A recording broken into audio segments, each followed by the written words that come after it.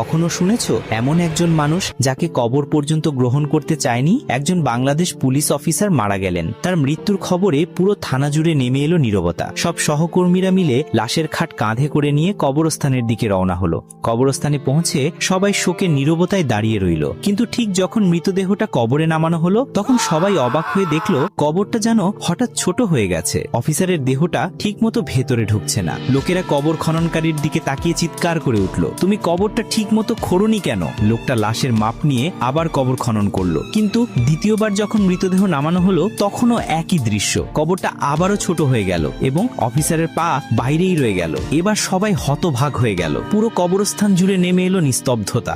একজন বয়স্ক লোক ধীরে ধীরে কনস্টেবলের পাশে এসে দাঁড়ালেন, নিচু স্বরে বললেন, তোমার বস কেমন মানুষ ছিল যে কবরও তাকে গ্রহণ করছে না? কনস্টেবলের চোখ ভিজে গেল। মৃদু কণ্ঠে সে বলল, স্যার, একদিন তিনি এক বিধবা নারী আর তার ছোট